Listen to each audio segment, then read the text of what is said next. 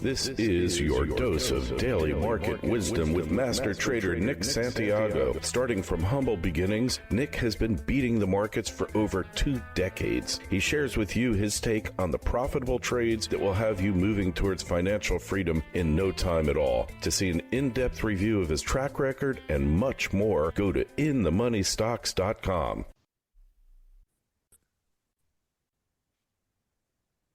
Welcome. This is your daily dose of daily market wisdom with master trader Nick Santiago. I'm your host, Kerry Lutz. It's 1/12/24, show 555, and earnings season is kicking off, Nick. Yes, earnings season is kicking off today. We had the large banks report, JP Morgan, Bank of America, Wells Fargo. I believe BlackRock also reported. Citigroup was another one. And believe it or not, out of all the banks that reported today, JP Morgan is still standing tall. Stock is trading up right now by about 1%. The rest of them are all trading a little bit lower. But earnings season is underway. Get ready for it. Next week is not too heavy, but the following week, I mean, we just start to get earnings pouring in droves. So be aware of that. It's going to be a lot of game playing going on, especially next week. So just be prepared. All right. So our favorite oil is rallying today. Yeah, oil caught a pretty good bid. Started actually last night. Today it's trading up by about almost 2%. Has pulled off the highs a little bit, but it looks like the U.S. and U.K. last night conducted strikes against military targets in the Houthi-controlled areas of Yemen. That's what we're being told. Who knows really what's going on? But you are catching a pretty good bid in oil, and also nat gas, Kerry, has been acting much, much better, and that's up nicely today by about 4.5-5% right now as we speak. Interesting. Yeah, so nat gas, which has been in a hole for months, maybe it's starting to come back to life. Hey, so next week is Options X, huh? Yes, we go into Options X. This is an important Options X, too, because it's the first Options X of the year, obviously the month of January. So this is a big Options X. There'll be a lot of game playing. I've already seen it happening. Lots of takeover rumors already spinning around. It's already begun. The games have already begun. Watch for ridiculous upgrades and downgrades as always.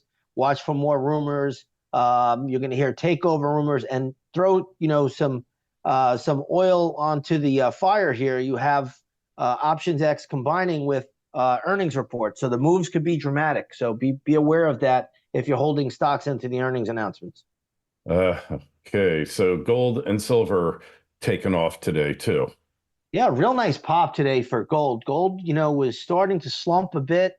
Lost its 20-day moving average. Yesterday, gold, for the most part, traded down to the 50-day moving average, closed a hair below it. And today, a big pop. You got a nice little move in gold, trading higher by about 1.5% as we speak. And that's a pretty sizable move for gold. So gold recapturing the 20-day moving average so far today. We'll see where it finishes.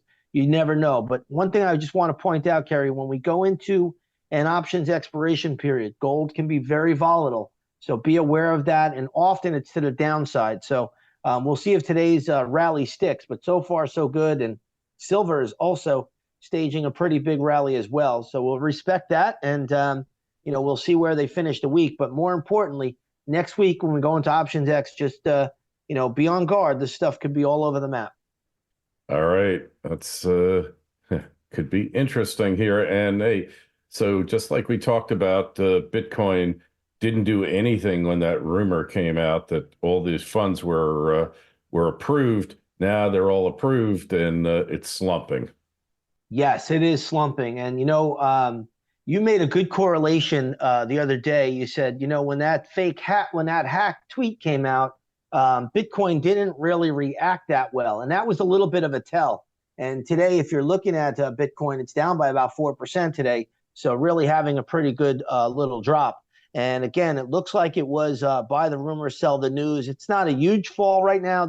Bitcoin is not broken by any means, but really lackluster reaction. We did have a pop yesterday, went right into a 618 retrace on a monthly chart of Bitcoin futures, right around 48,500. And now we're back to 44,000 and change. So that really was a buy the rumor, sell the news.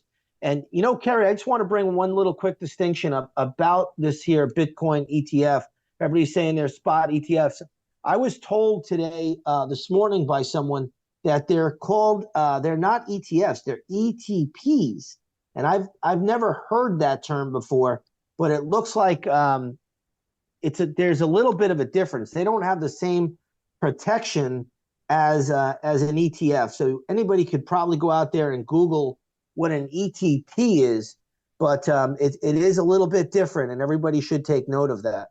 Well, I remember when the ETFs first came out, they also had ETNs, exchange traded notes. Remember that? That's correct. Yes. Yeah. Yes. And now they have what they call an exchange traded product. And I think that's a bit different. I don't think you have the same protection as you would have with an ETF. So everybody should just be aware of that. That's a little bit of a different distinction between the two products. And I don't want to say exactly what it is. I'm going to read into it this weekend a little bit more, but I've been getting, bombarded with emails between last night and this morning, and phone calls and text messages saying, hey, this is an ETP. What is that? So it is a bit different. And, again, I'm not even qualified to give you the explanation, but I do know that it is a bit different. Basically, it does not have the same protection as an ETF.